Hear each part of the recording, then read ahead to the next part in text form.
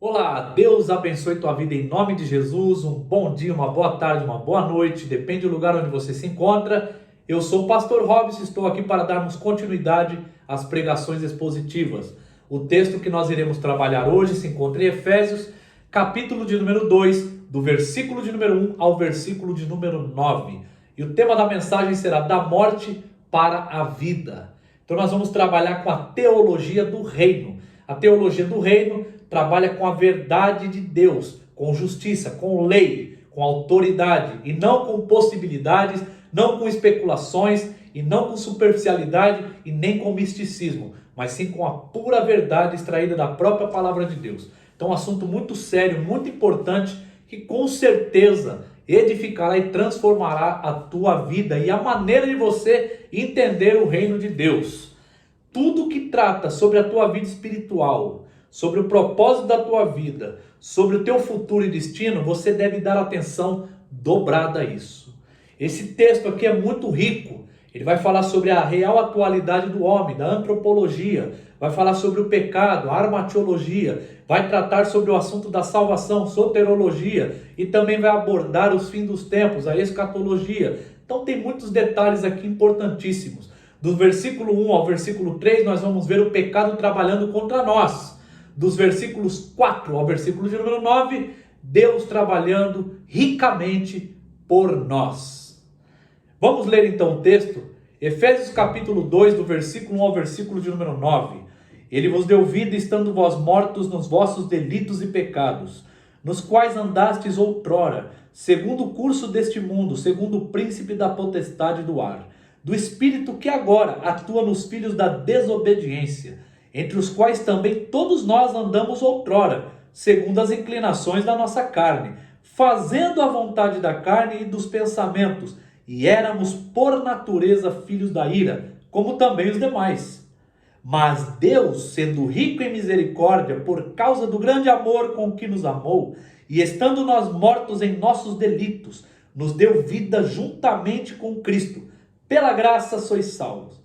E juntamente com ele nos ressuscitou e nos fez assentar nos lugares celestiais em Cristo Jesus, para mostrar nos séculos vindouros a suprema riqueza da sua graça, em bondade para conosco em Cristo Jesus.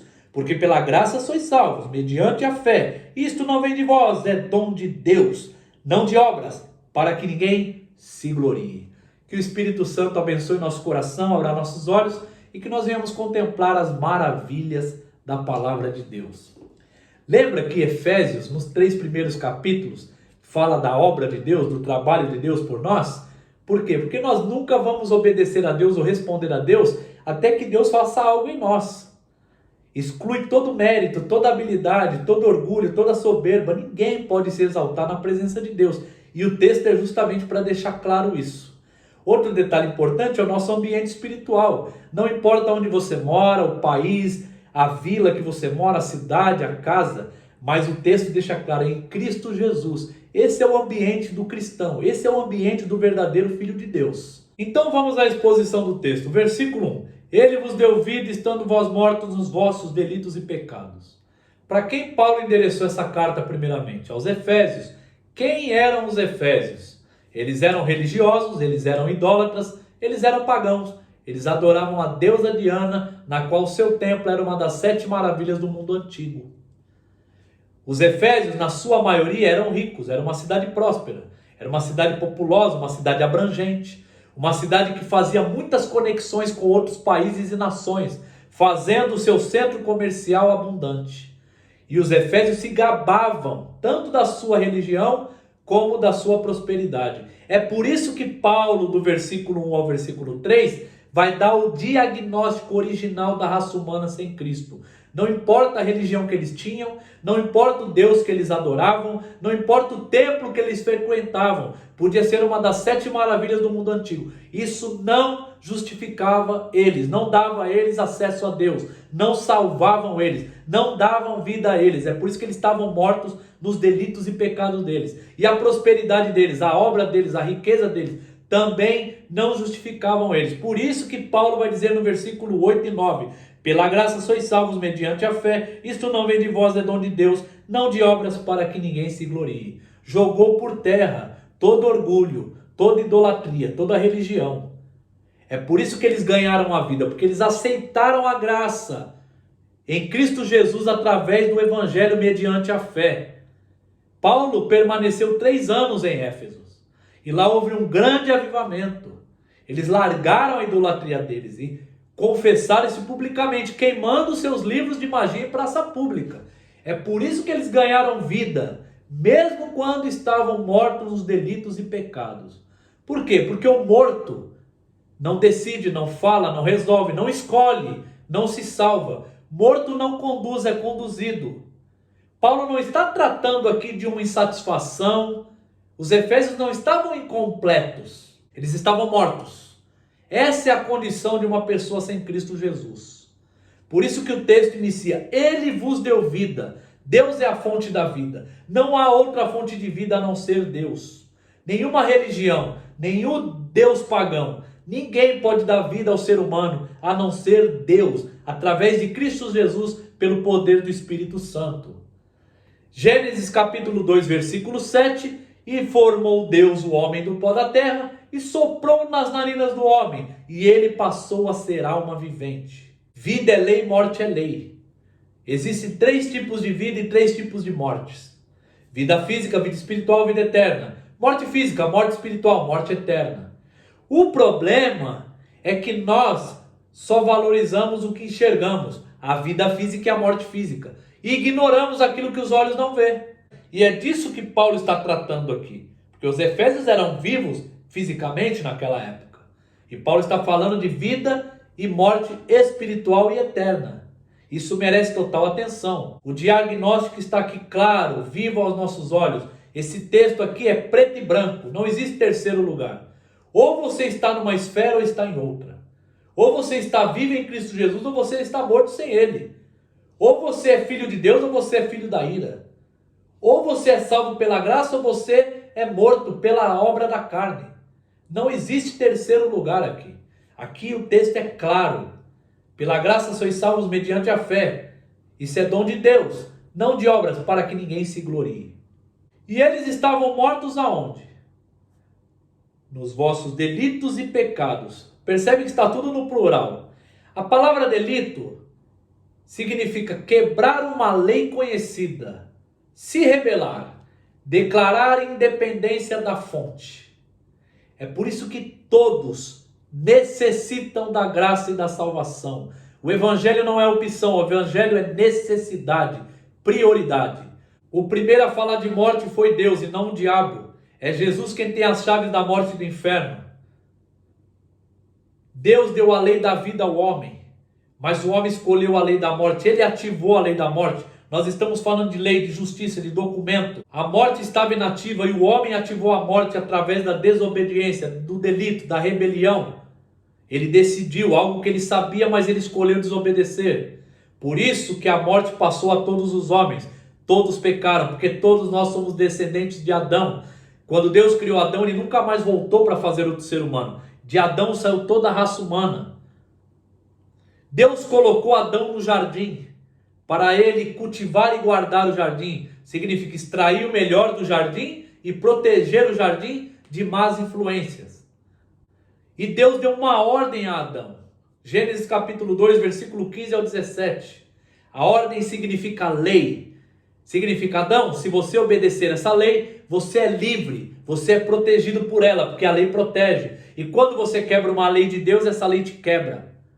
Então Deus disse a Adão: pode comer livremente de todos os frutos que há nas árvores do jardim. Olha a liberdade, olha a proteção, olha o cuidado. Mas da árvore do conhecimento do bem e do mal não comereis, porque no dia que dela comeres, certamente morrerás. A morte estava inativa e o homem ativou a morte através da desobediência.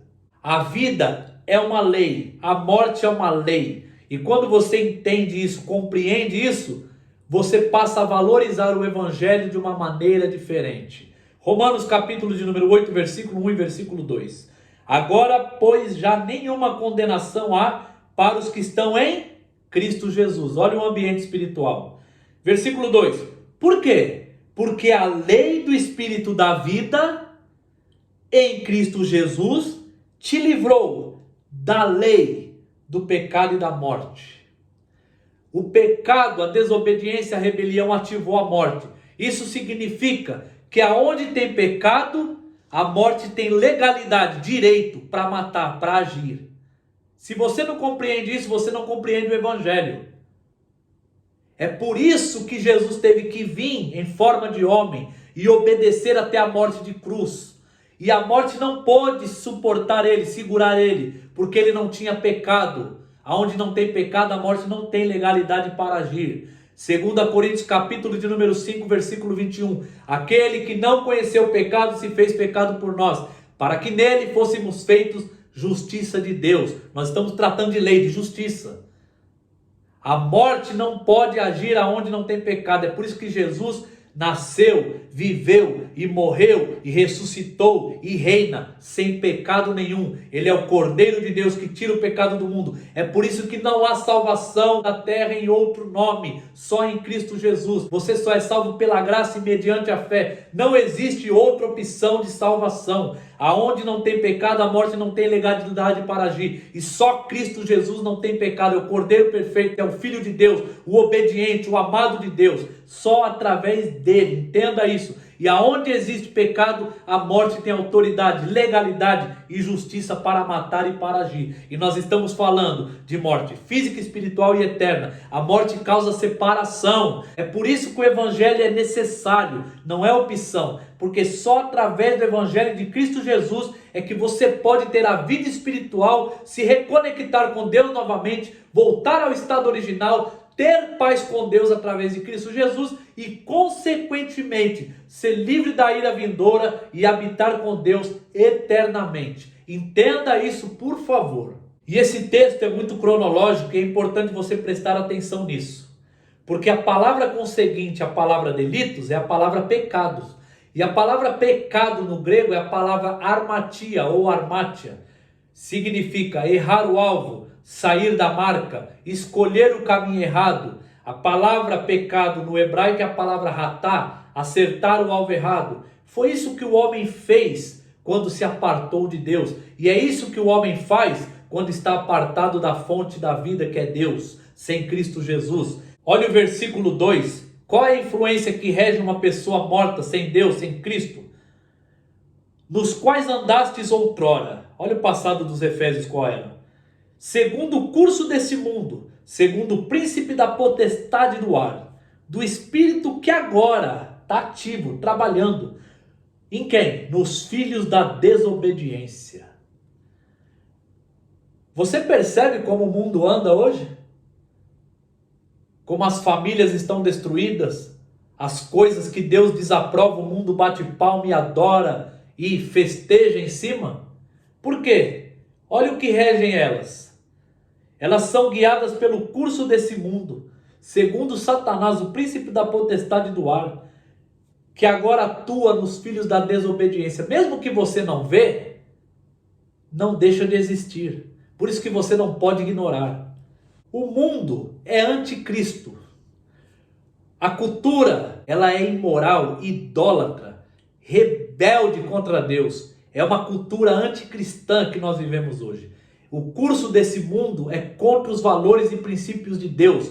É por isso que a igreja, o crente, não pode tolerar o pecado. O pecado traz a morte e a morte espiritual. Você não pode tolerar, aprovar, compartilhar, fazer parte, festejar, bater palma para aquilo que Deus odeia, para aquilo que afasta as pessoas de Deus. O texto é claro, existe duas esferas aqui. Não tem como você estar com o pé numa esfera e o pé na outra. Ou você está com o pé do versículo 1 ao 3, ou você está com os pés do versículo 4 ao versículo 9. Não tem como você estar com o pé no meio. Não existe em cima do muro. A cultura do mundo é anticristã. Por isso que a palavra deixa claro em Romanos 12, 2. Não vos conformeis com esse mundo, não seja moldado por ele, mas seja transformados pela renovação da vossa mente, para que experimenteis qual é a boa, perfeita e agradável vontade de Deus. Tiago capítulo 4, versículo 4. Infiéis, não sabeis que a amizade do mundo é inimizade de Deus? Todo aquele que se constitui amigo do mundo se declara inimigo de Deus. É por isso que 1 João capítulo 2, versículo 15 ao 17, João diz: não ameis o mundo e nem as coisas que há no mundo. Se alguém amar o mundo, o amor do Pai não está nele. Pois o que há no mundo é concupiscência da carne, cobiça dos olhos, soberba da vida. Isso não provém de Deus, mas sim do mundo. Ora, o mundo passa, mas aqueles que fazem a vontade de Deus permanecem para sempre. Hoje é triste de ver muitos cristãos, muitas pessoas que se dizem cristãos, vivendo segundo o curso desse mundo, segundo o príncipe da potestade do ar, segundo os filhos da desobediência, fazendo aquilo que Deus desaprova, aquilo que a palavra deixa clara, que é anticristã. Deus nos livrou dessa situação, nos deu vida quando estávamos nessa situação. Então não tem como você pisar na lama de novo, não tem como você amar a lama de novo. Você tem que ter vergonha da lama e não aprovar a lama, mesmo que isso custe a tua vida. O diabo, ele trabalha com estratégias, ele atua nos filhos da desobediência. A maior arma do diabo hoje é distrair você com coisas boas, para tirar você daquilo que é certo, tirar você da lei, da verdade, da justiça. Ele te oferece coisas boas, porque ele sabe que o ser humano gosta de tudo confortável, fácil e conveniente. Ele sabe disso. Então tudo que é fácil, conveniente e confortável te tira daquilo que é certo. É por isso que o diabo também coloca na mente das pessoas: não existe só um caminho, existe vários. Dá para ter muito acesso a Deus por vários caminhos. E o texto é claro: eles adoravam a Diana, a deusa dos Efésios, mas ela não podia salvar eles. Eles estavam mortos. Olha a situação atual deles aqui. Olha quem conduzia eles: o príncipe da potestade do ar, que agora atua nos filhos da desobediência. Você ignorar isso, você rejeitar isso, você se rebelar contra essa verdade aqui, não muda essa verdade. A Bíblia não tenta provar nada, ela declara, ela afirma. E essa é a realidade. Agora você quer pagar o preço para ver? Paulo está dando o diagnóstico real do ser humano.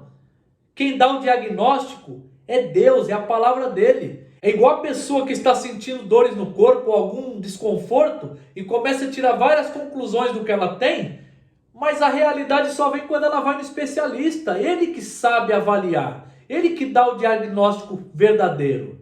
Sim ou não? É a mesma coisa aqui. Não ignore isso, não brinque com essa verdade. Muita gente brincando hoje.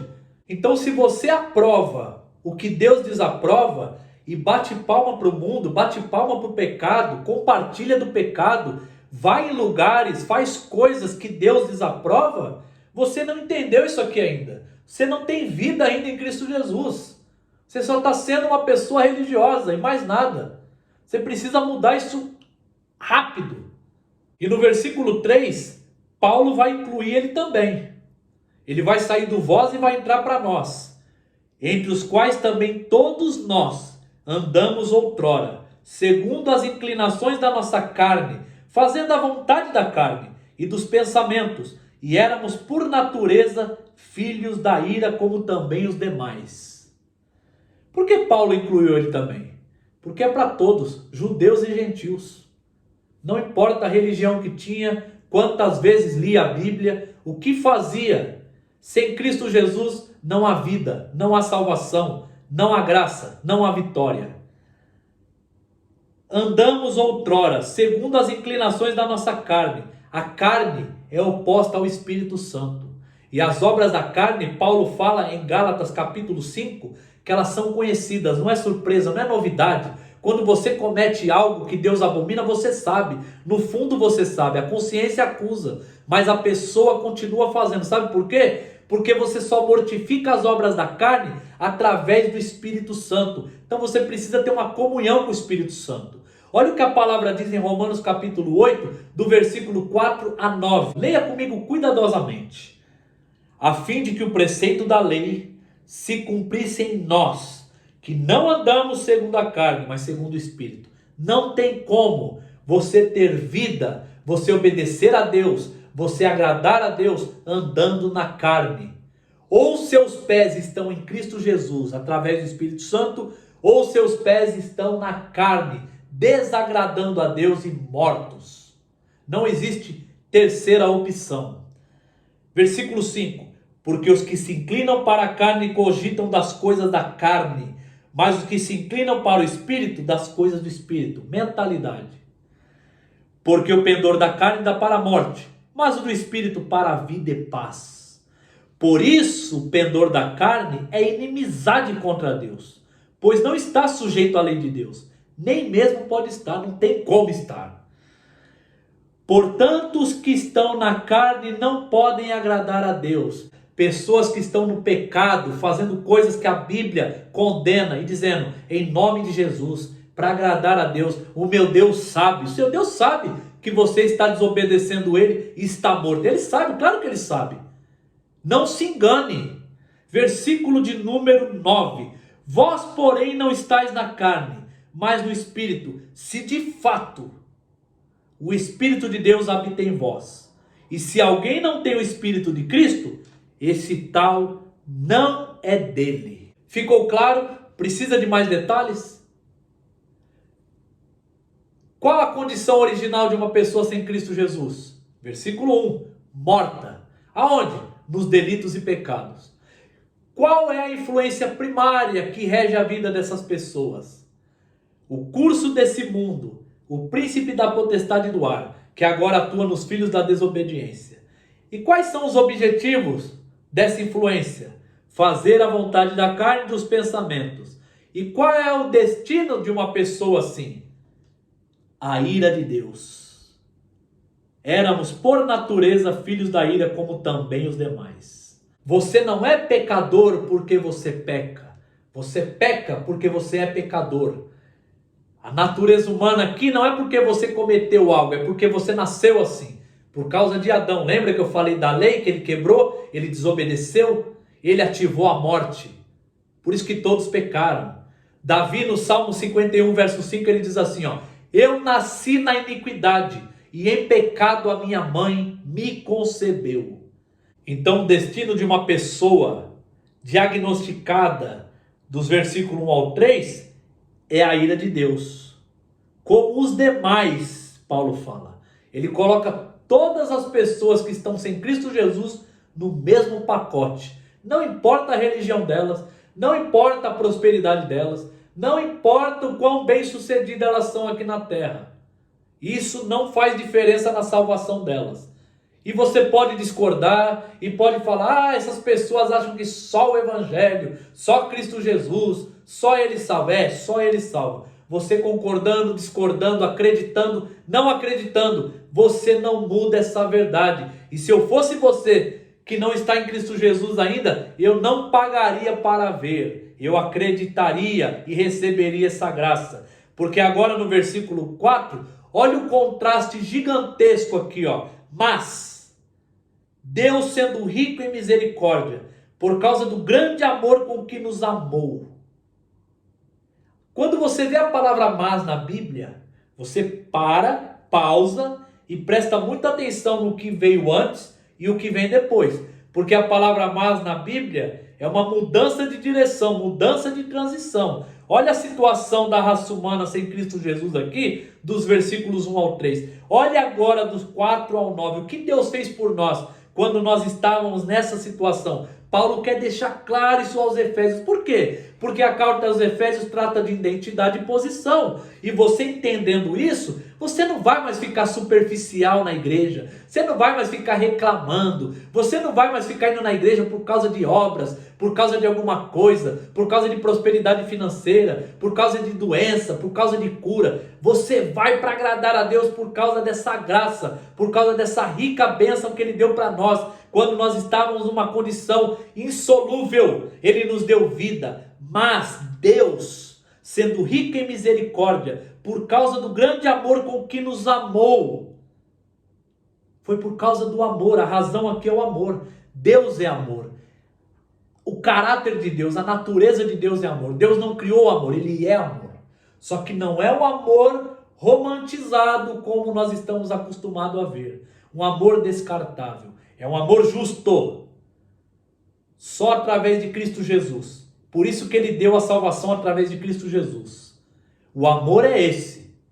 Deus amou o mundo de tal maneira que deu o teu Filho unigênito para todo aquele que nele crê. Olha a condição. Crer, receber Ele. Não pereça, mas tenha a vida eterna. João 3,16. Não existe universalismo. O amor de Deus não exclui os outros atributos de Deus. Deus é justo, nele não pode haver injustiça nenhuma. Deus é santo, nele não há pecado nenhum. Deus é luz, nele não há trevas nenhuma. Deus é verdadeiro, não tem comunhão com a mentira. O pai da mentira é o diabo. Então não adianta a pessoa pensar, eu não preciso aceitar o evangelho, não preciso ter o Espírito Santo, não preciso fazer parte do corpo de Cristo para ser salvo. Deus é amor. Não confunda o amor genuíno, verdadeiro, bíblico, com esse amor fútil do mundo, esse amor mentiroso e enganoso. Esse amor aqui é justo, a condição é crer, a graça em Cristo Jesus. Se você receber Cristo Jesus hoje, do fundo do teu coração, e confessar essa fé e viver através dessa fé, você é salvo, porque é uma graça. Você não compra, você não negocia, você não barateia, você não conquista, você recebe. Mas Deus, sendo rico em misericórdia. O que é misericórdia? Misericórdia é colocar o amor na miséria do outro. Nós estávamos mortos nos nossos delitos e pecados. Nós éramos regidos segundo o curso desse mundo, segundo o príncipe da potestade, o príncipe do ar. Nós éramos filhos da desobediência. Nós fazíamos a vontade da carne e dos pensamentos.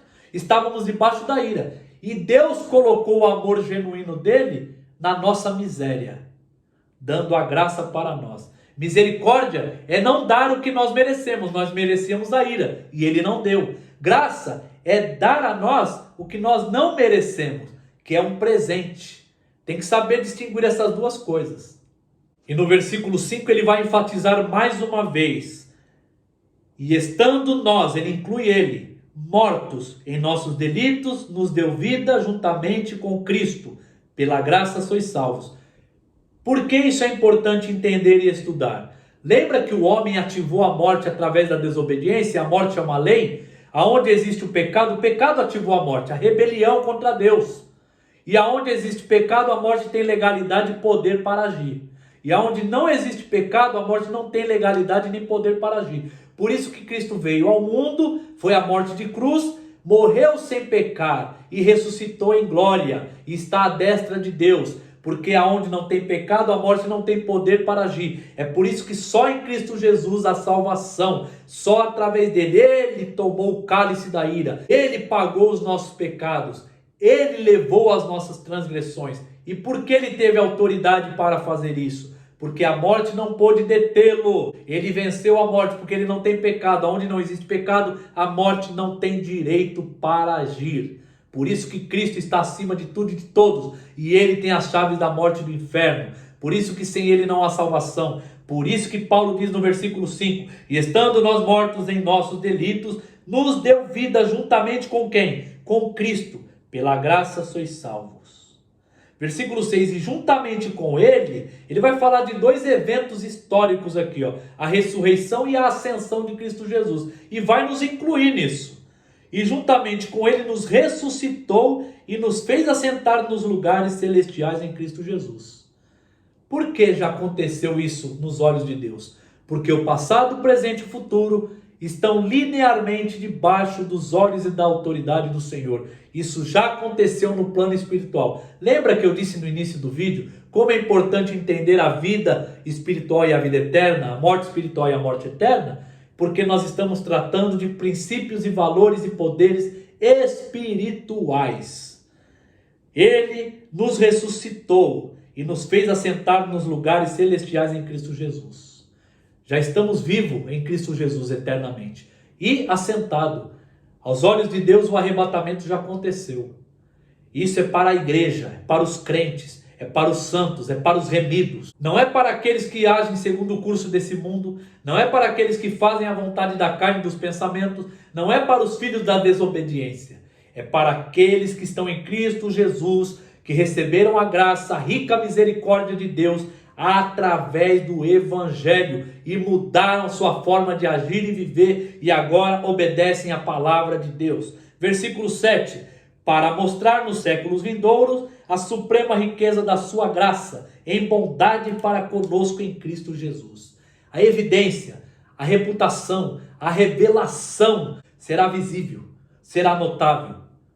A glória de Deus nos seus filhos será manifesta. Romanos capítulo 8 diz que a natureza geme, aguardando a revelação da glória dos filhos de Deus. E por que tudo isso? Versículo 8.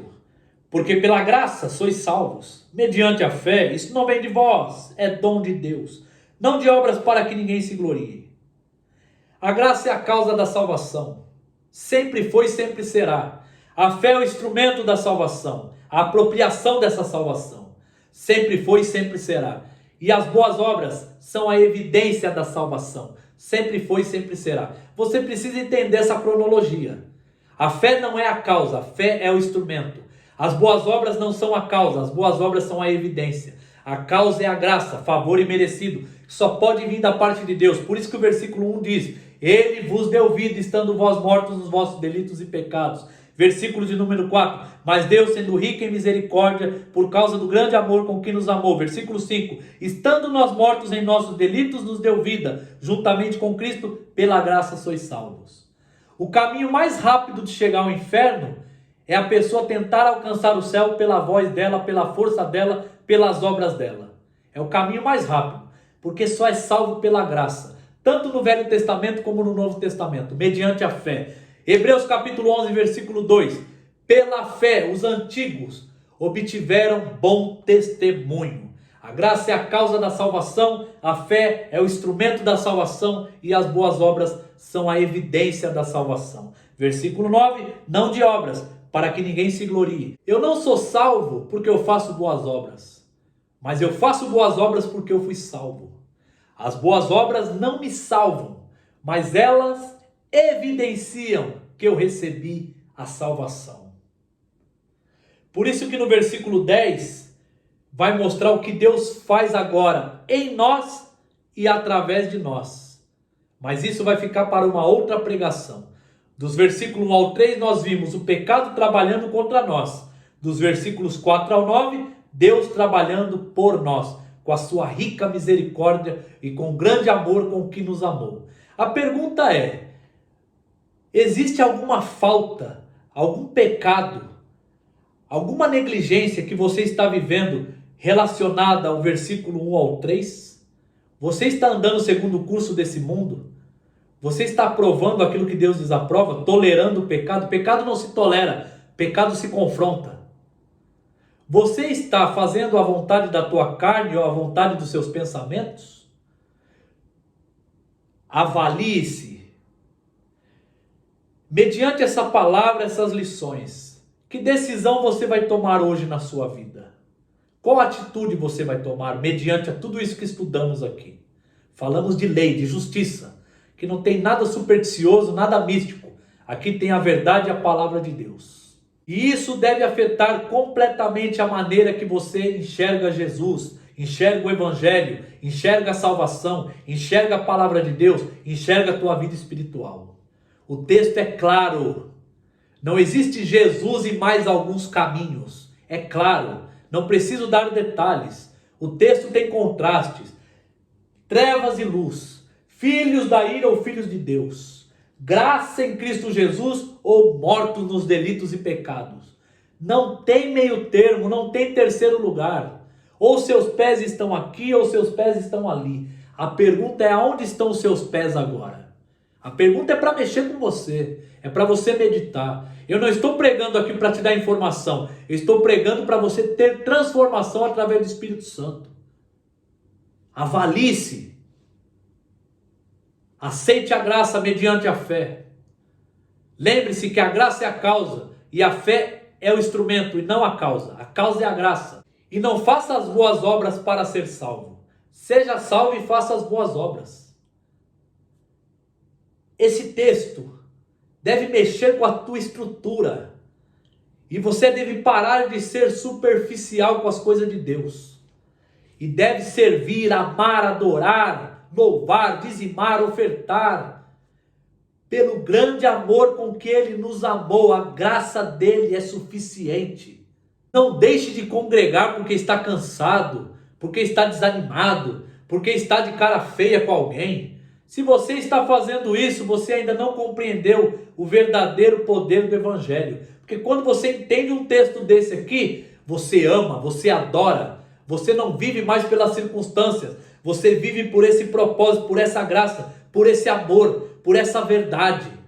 Seja abençoado. Mude tua vida espiritual e ela vai afetar a maneira que você se conduz. Deus te abençoe.